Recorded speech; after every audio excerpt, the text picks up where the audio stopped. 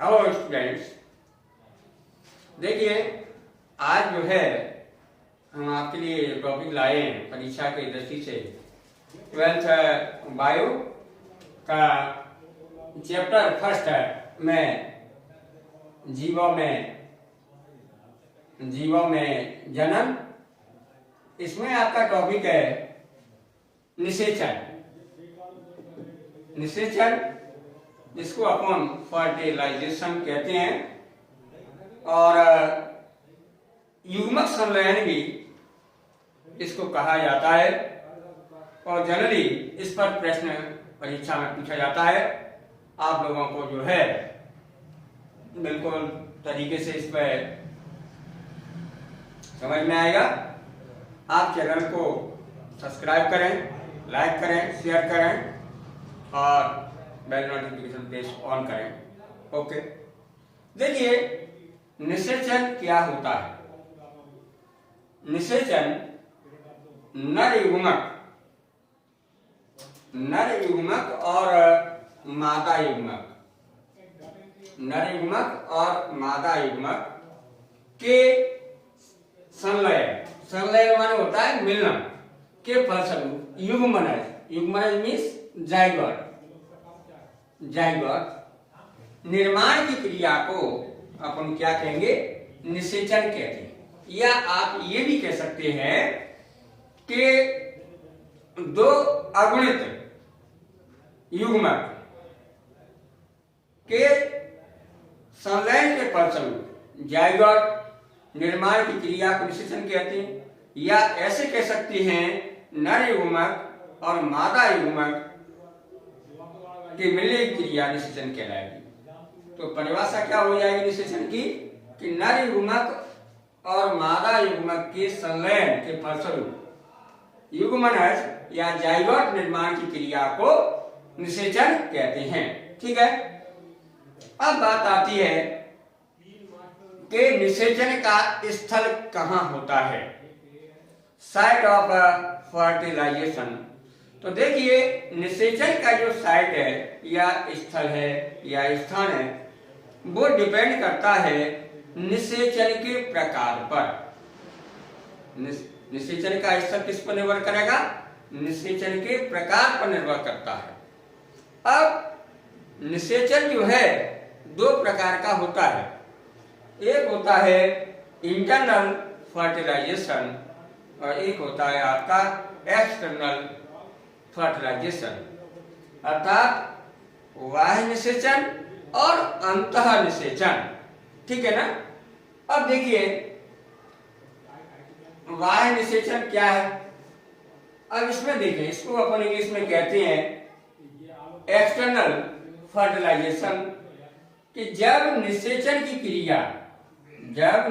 की क्रिया मादा जीव फीमेल है, मादा जीव के शरीर के बाहर संपन्न होती है। कहाँ होगी, बॉडी के बाहर संपन्न होती है, तो उसे अपन क्या कहेंगे, बाह्य निषेचन कहेंगे, एक्सटर्नल फर्टिलाइजेशन कहेंगे। यह आप देखेंगे कहाँ पाया जाता है, ये अधिकांशतः आपके जलीय जीव हैं, है ना, जलीय जीवों में पाया जाता है। जैसे आपका जब देखें शैवाल हैं, है ना, मछलियां हैं, उभयचर हैं, यहाँ मिलेगा। तो इसमें बाह्य निषेचन में क्या है कि जो जीव है, चाहे वो नर है और चाहे वो मादा है, वो क्या करेगा, जलीय माध्यम में ढेर सारे अत्यधिक संख्या में वो युग्मक मुक्त करता है। ठीक है, और उस माध्यम में ही क्या होगा, वहां निषेचन की क्रिया संपन्न होती है। ठीक है, और बाह्य निषेचन कहाँ पाया जा रहा है, आपका अधिकांश जलीय जीवों में, जैसे आपके शैवाल हैं, मछलियां हैं, उभयचर हैं, एक्सेट्रा। ओके, अब इंटरनल फर्टिलाइजेशन, अंतर निषेचन। देखिए जब निषेचन की क्रिया मादा शरीर के अंदर संपन्न होती है तो उसे अपन क्या कहेंगे, तो उसे अपन अंतर निषेचन, इंटरनल फर्टिलाइजेशन कहेंगे। यह आपके हायर ऑर्गेनिज्म है, उच्च श्रेणी के जंतु हैं, जीव हैं, उनमें ये पाया जाता है। जैसे आपका सरीसृप है, पक्षी है, स्तनधारी हैं, और आपके अधिकांश पौधों में जैसे ब्रायोफाइट्स हैं, टेरिडोफाइट्स हैं, अनावृत बीजीय पौधे हैं और आवृत बीजीय पौधे हैं। ओके। तो एक प्रश्न बन जाता है कि निषेचन किसे कहते हैं, इसके प्रकार बताइए, तो आप बता देंगे इसको। अब जैसे दूसरा क्वेश्चन बनता है कि 2 नंबर में आता है एग्जाम में, वो ये आता है कि आपका बाह्य निषेचन है और अंतर निषेचन है, इसमें क्या अंतर है? अंतर निषेचन को अपन आंतरिक निषेचन भी कहते हैं। तो देखिए बाह्य निषेचन में क्या है कि बाह्य निषेचन में पहला पॉइंट हो जाएगा कि निषेचन की क्रिया मादा शरीर के बाहर संपन्न होती है। निषेचन की क्रिया कहाँ होगी संपन्न? मादा शरीर के बाहर संपन्न होती है। और अंतर निषेचन में निषेचन की क्रिया मादा शरीर के अंदर संपन्न होती है। कहाँ होगी? बॉडी के अंदर। फीमेल है, उसकी बॉडी के अंदर संपन्न होती है। दूसरी बात ये कि नर युग्मक बाह्य निषेचन में आपका नर है या आपका मादा है, वो बाहरी माध्यम में अधिक संख्या में युग्मक मुक्त करते हैं, है ना। नर और मादा जो है क्या करेंगे? बाह्य निषेचन में अत्यधिक संख्या में युग्मक मुक्त करते हैं। जहां पर क्या होगा? निषेचन संपन्न होता है ना। और उधर क्या होगा? अंतर निषेचन में कि नर युग्मक है, नर युग्मक एक नर मैथुन विषयक अंग कॉपुलेटरी ऑर्गन्स की सहायता से मादा शरीर के अंदर पहुंचते हैं, तब वहां पर जाकर वो निषेचन होगा। ठीक है। अब जैसे अपन उदाहरण में देखें, बाह्य निषेचन के उदाहरण यहाँ बता देंगे आप। मछलियां हैं, उभयचर है ना, कोष्ठक मेढक कह सकते हैं। और उधर अंतर निषेचन में सरीसृप है, आपकी पक्षी है, स्तनधारी है, उच्च श्रेणी के पौधे हैं, है ना। ओके, ये क्वेश्चन हो जाएगा। अब एक प्रश्न बनता है, कभी कभी पूछ लिया जाता है कि बाह्य निषेचन से कौन कौन सी हानियां हैं, या वो ये भी पूछता है कि बाह्य निषेचन जिन जीवों में होता है उन जीवों को अत्यधिक संख्या में युग्मक मुक्त करने पड़ते हैं, क्यों? तो देखिए बाह्य निषेचन की सबसे बड़ी हानियां यह है कि इनकी संतानों पर, बाह्य निषेचन की सबसे बड़ी हानि क्या है कि इनकी संतानें परबच्चियों का शिकार जैसे होने की कंडीशन पर ज्यादा निर्भर करती हैं। ये परबच्चियों द्वारा शिकार जैसी बस्तियों से गुजरती हैं कि उनको कोई खा जाए कर जाए। और तो आप कहेंगे कि जब तक वो जो है आपके बाह्य निषेचन वाले जीव है वो वयस्क नहीं हो जाते हैं, तब तक उनकी उत्तरजीविता जो होती है वो काफी जोखिम पूर्ण होती है। ठीक है ना। तो सब एक हानि ये हो गई।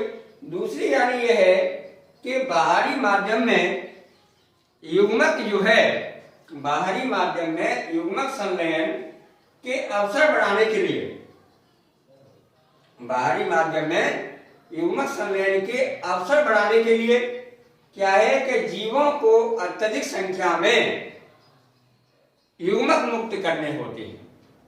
ठीक है, ये इसका आंसर होगा। तो ये बाह्य निषेचन की जो हानियां हैं, क्या? पहली हानि है कि इनकी संतानें परबच्चियों द्वारा शिकार जैसी परिस्थितियों से गुजरती हैं, जिससे वयस्क होने तक उनकी उत्तरजीविता जोखिम पूर्ण होती है। ओके। दूसरी बात ये, बाहरी माध्यम में युग्मक संलयन अर्थात निषेचन के अवसर बढ़ाने के लिए जीवों को अत्यधिक संख्या में युग्मक मुक्त करने पड़ते हैं। ओके। ये आपका निषेचन का टॉपिक हुआ। आप जो है स्क्रीनशॉट इसका ले सकते हैं, ठीक है। अब देखिए यहां एक चीज और आप समझ सकते हैं कि सजीव प्रजक और अन्य प्रजक क्या होते हैं। सजीव प्रजक क्या है, अन्य प्रजक क्या है, ठीक है। सजीव प्रजक को अपन बोलते हैं विविपेरस और अन्य प्रजक को कहते हैं ओविपेरस। एक्चुअली में सजीव प्रजक और अन्य प्रजक ये जो दो प्रकार के ऑर्गेनिज्म हैं, एनिमल्स हैं, वो जाइगोट होता है, युग्मनज जो होता है उसके विकास के आधार पर हैं। अन्य प्रजक किसे कहेंगे, ओविपेरस, कि जब आप ये देखें जो जीव अंडे देते हैं, क्या देंगे, अंडे देते हैं, उन्हें अपन जीवों को अपन अंड प्रजक कहते हैं। अब ये अंडे हैं, इनके चारों एक सुरक्षात्मक कवच पाया जाता है, ये जनरली कैल्शियम कार्बोनेट का बना होता है ना। इसमें कई आपके ऑर्गेनिजम्स आते हैं, पक्षी हैं, अन्य प्रजक है, मेढक है ना, एक्सेट्रा।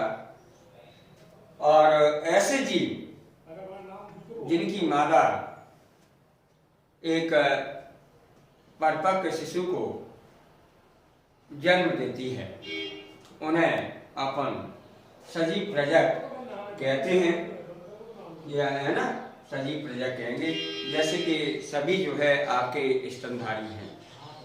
अब एक प्रश्न खड़ा होता है, अच्छा प्रश्न पूछ लिया जाता है कभी कभी कि आपके पास दो जीव है, ये एक सजीव प्रजक है और ये आपके पास में एक अन्य प्रजक है, तो सजीव प्रजक की अपेक्षा अन्य प्रजक की उत्तरजीविता जोखिमपूर्ण होती है। क्यों, या ये कहें कि सजीव प्रजक की उत्तरजीविता अधिक होती है, इसका क्या कारण है। तो देखिए कि अन्य प्रजक जो जीव हैं उसमें क्या होता है कि ये जीव बाहरी माध्यम में अपने अंडे देते हैं। अब ये अंडे दिए गए हैं, उन बाहरी माध्यम में उसके वातावरण की परिस्थितियां हैं, उनका सामना इनको करना पड़ता है। फिर उस वातावरण परिस्थितियों के कारण ये अंडे हैं नष्ट हो सकते हैं, या कोई शिकारी इनका भक्षण कर सकता है ना, तो इनकी उत्तरजीविता के चांसेस जो है वो जोखिमपूर्ण होते हैं। जबकि सजीव प्रजक जो होते हैं उनकी उत्तरजीविता अधिक होती है। उसका कारण ये होता है कि सजीव प्रजक के अंदर जो है का सजीव का जो डेवलपमेंट है वहाँ क्या होगा कि जैसे युग्मक भी है, अंतःनिषेचन पाया जाएगा, तो और जो है वो जीव है, भ्रूण है, उसका डेवलपमेंट होगा, वो माँ के गर्भाशय के अंदर होता है, वहाँ पूरी तरीके से बिल्कुल सुरक्षा रहती है और उसके पालन पोषण पर भी विशेष ध्यान रखा जाता है। इस कारण जो है सजीव प्रजक की उत्तरजीविता अन्य प्रजक की अपेक्षा अधिक होती है। आज की क्लास इतना ही होगी, नेक्स्ट टॉपिक के साथ अपन कल फिर मिलेंगे। Okay, thank you.